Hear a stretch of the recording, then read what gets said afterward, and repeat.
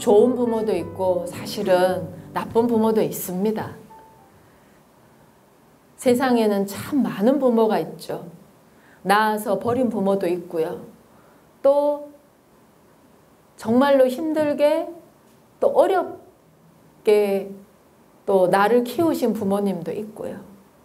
또 뭐 사랑으로 믿음으로 그렇게 또 키워주신 분도 계시지만 어쨌든 집안사는 웬만하면 뭐 12권 전집입니다. 어느 집이라도 얘기 들어보면 다 12권짜리 전집은 나와요. 정말 많은 기억들이 있는데 정말 많은 기억들이 있는데 그 기억의 또 많은 부분을 차지하고 있는 게 또 부모예요. 좋은 기억도 있고 솔직히 별로 떠올리고 싶지 않은 기억도 있고 뭐 부모 얼굴도 기억 못하는 사람도 있고 너무너무 많아요. 근데 어쨌든 제가 얘기하고 싶은 건 너희가 오로지 부모로부터 태어났다 그러는데 어쨌든 내가 부모로부터 태어난 건 변할 수 없는 진리죠. 나를 버렸던 또 나를 힘들게 했던 또 나를 사랑하지 않았던 또 나를 사랑했던 또 나를 힘들게 했던 또 나를 고달프게 했던 어떠한 부모라도 어쨌든 나에게 부모인 것만큼은 변함없는 사실이라는 거죠. 그래서 우리가 수행하면서 제일 먼저 바뀌는 게 부모에 대한 기억이 바뀐다고 저는 생각합니다. 살아계시든 돌아가셨든지 간에 반드시 부모에 대한 인식의 변화가 반드시 옵니다. 왜냐하면 부모는 여기에도 나와 있는데 그건 내 뿌리이기 때문에 그래요. 뿌리가 죽으면 그 가지도 열매도 꽃도 얼마나 가겠습니까? 내 부모에 대해서 인정한다라는 건 그건 내 뿌리에 대해서 인정한다라는 것이고 내 부모를 용서한다라는 것은 내 뿌리를 살린다라는 겁니다. 뿌리가 살아야지 뭐라도 열리고 뭐라도 달리죠. 근데 만약에 뿌리가 죽어버린다면 그 뭐 열리고 달리는 것들이 온전할 수가 없다라는 거. 그래서 우리는 꽃을 위해서도 열매를 위해서도 가지를 위해서도 땅에 드러나는 그 무언가를 위해서 우리가 첫 번째 해야 되는 건 뿌리를 살리는 거예요. 뿌리를 살린다라는 건 뭔지 아세요? 사람으로 치면 용서하는 겁니다.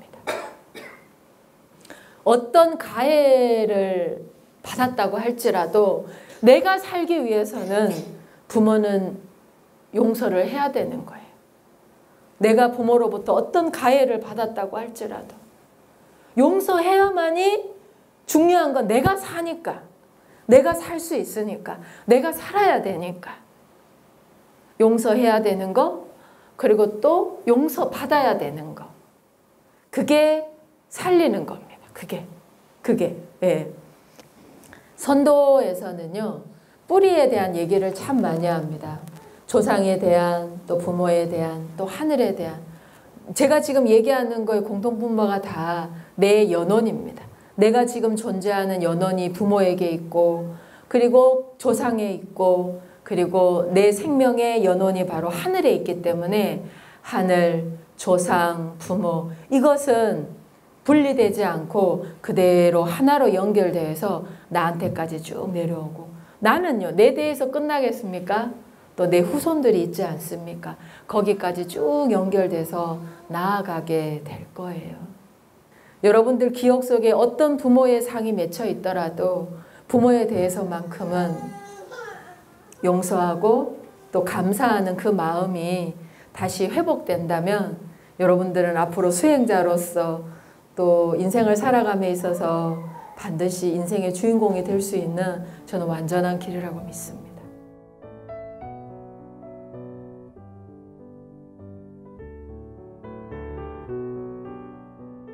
여러분들이 이제 뭐 어떤 형태로든지 다 거의 다 가정을 이루고 있을 텐데 물론 뭐 가족 구성원들 간에 같이 살기도 하고 또 떨어져 살기도 하고 또 부득이한 경우들도 있고 뭐 하여튼 여러 가지 형태의 가정의 모습이 있을 거라고 생각을 합니다. 있는데 저는 가정에 대해서 이렇게 여러분들한테 말씀을 드리고 싶어요.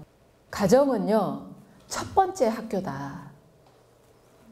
첫 번째 학교가 저는 가정이라고 생각을 합니다.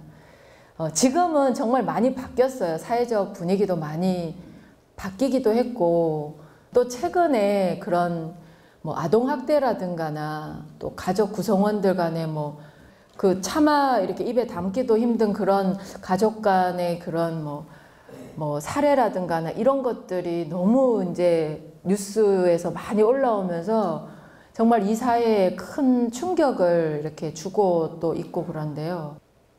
그 뭔가를 이렇게 자식이라든가 부모라든가 부부지간에 이게 정말 말도 안 되는 그러한 행위를 한 그 사람이 어린 시절을 보냈던 가정을 또 들여다보면 또 그렇게 행동을 그게 뭐 정당화될 수는 없지만 그런 행동이 나올 수밖에 없었던 또 환경이 있었어요. 가정은요, 첫 번째 학교이고 저는 평생 학교가 가정이라고 생각합니다. 옛날에는 같이 막 방이 하나밖에 없으니까 막 5명, 6명 이렇게 주르륵 자지 않았나요?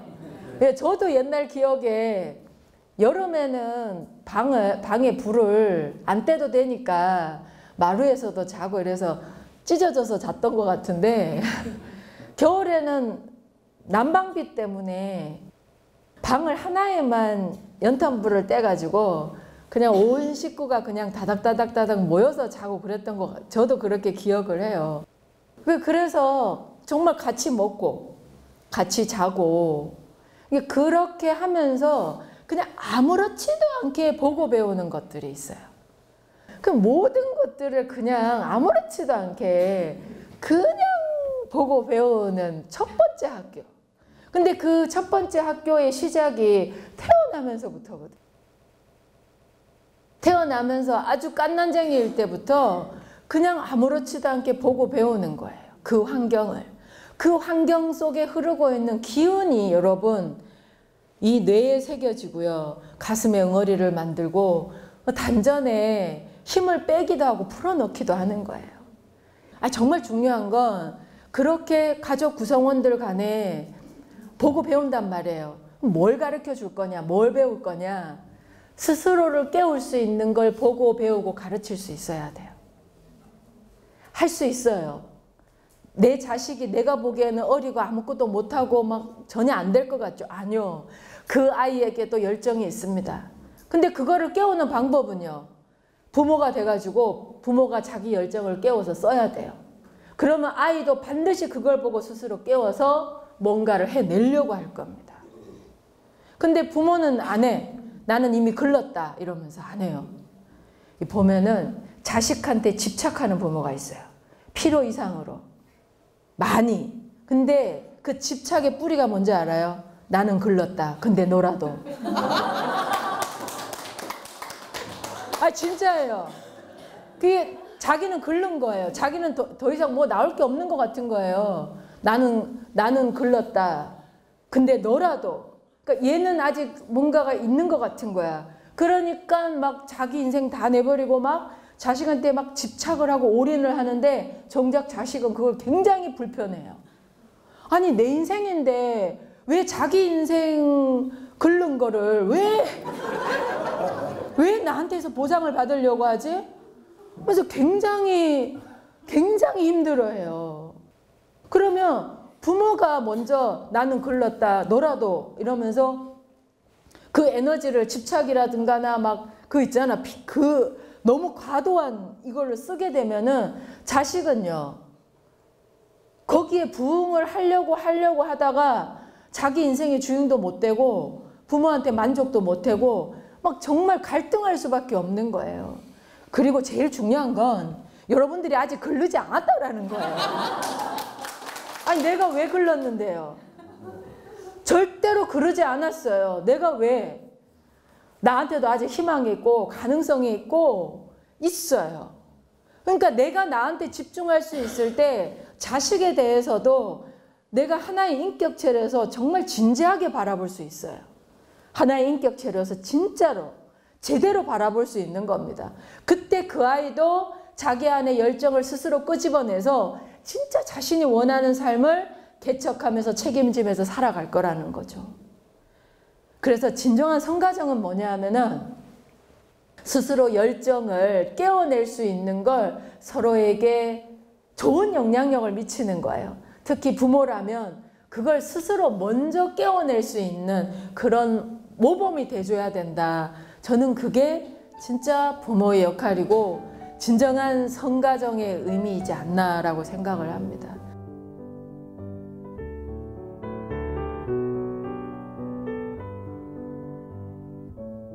생은 뭐냐 하면은 나오는 거죠. 나오죠. 날생자라고 하죠. 나온다. 그래서 이제 글자도 상형 문자로 보면은 초목이 대지를 뚫고 나오는 형상을 한 거라 그러더라고요. 그러니까 나오는 걸 의미합니다. 다시 말해서 낳는 거예요. 엄마 입장에서는 낳는 거고 자식 입장에서는요. 나오는 거죠. 그렇죠. 그래서 왜 우리가 결혼할 적에 그러잖아요. 장가를 간다 그러고 시집을 온다 그래요. 그래서 사실은 장가를 간다라는 건 뭐겠어요? 가는 거예요. 장가를 가는 거라고. 그 보내야 돼요. 그리고 시집은 뭐예요? 오는 거예요. 그게 음양입니다. 그래서 여자는 들어오는 거고 남자는 가야 돼요. 그래서 사실은 장가도 보낸다 그러잖아요. 장가 온다라는 표현은 안 해요. 시집 온다 그러지. 우리 말을 가만히 공부를 하다 보면요. 그냥 시집 간다, 뭐 시집 온다, 장가 간다 그랬는데 아, 인생이구나. 가고 오는 게 인생이라 그러잖아요. 보면 요즘에는 안 갈라 그러고 안 보내. 근데 가야 되고 와야 되는 거. 그게 결혼입니다. 부모 입장에서 보면은 낳는 거고 자식 입장에서 보면은 나오는 거예요. 그게 또 관계예요. 내 입장에서 보면은 나는 이제 엄마 뱃속에서 있다가 나오느라고 고생이고 엄마 입장에서는 놓는다고 고생. 그래서 생이란 뭐냐? 나오는 거고 낳는 거예요. 또 낳는 거고 나오는 거고. 그러니까 어느 관점에서 보느냐에 따라 가지고 그게 정말 내보내야 되는 거일 수도 있고 정말 나가는 거일 수도 있는 거예요. 나오고 낳는 거. 그래서 이 나오는 거, 낳는 거를 갖다가 태생이라고 합니다. 태생. 그래서 이 태라는 건 뭐냐면 근원입니다. 근원. 그래서 태생을 우리가 얘기하잖아요. 그건 다시 말해서 근본에서 나온다 그래서 태생이에요. 애를 가졌을 적에 잉태를 했다라고 하는데 잉태는 뭐냐면은 머물렀던 시간이 바로 잉태예요. 그리고 이제 나오면 뭐라 그래요? 출생이라고 합니다. 생이 붙기는 하는데 이제 날출자를 써서 이제 나온 생이 되는 거, 나온 거예요. 그래서 나올 그 타이밍을 놓치지 않았기 때문에 나온 겁니다. 나온 이유를 잊지 않았기에 생은 시작된다. 이게 인생입니다. 내가 왜 나왔는지, 나의 생이, 나의 인생이 왜 시작되었는지 그 이유를 잊지 않아야만이 이제 인생이 시작이 되는 거예요. 그래서 세 가지예요. 머물렀던 시간이 있었기에 나올 수 있었다. 잉태. 나올 타이밍을 놓치지 않았기 때문에 나올 수 있었다. 출생. 그리고 나온 이유를 잊지 않았기에 생은 시작되는 겁니다. 인생이 시작되는 거죠. 나는 누구인가? 내가 어디서 왔는가? 그걸 알아야 돼요. 너무 원론적이고 너무 이렇게 큰 질문 같지만 인간이기 때문에 스스로에게 질문할 수 있어야 됩니다. 개는 자기한테 그런 질문을 안 합니다. 안 해요. 근데 사람이니까 하는 거예요. 해야 돼요. 여러분 하셔야 됩니다. 그 질문을 할 수 있는 힘이 어디서 나오는지 알아요? 이 배꼽에서 나오는 겁니다. 여기 탯줄이 끊어진 자리 아닙니까? 근원의 자리를 살려주는 거예요. 근원의 자리를 살려주게 되면 질문하게 돼요. 그리고 그 질문에 대해서 더 이상 피하지 않습니다. 내가 왜 태어났는지, 그리고 어떻게 살아야 되는지 그 질문에 대한 답을 스스로 찾아가려고 노력할 겁니다. 그게 인생이에요.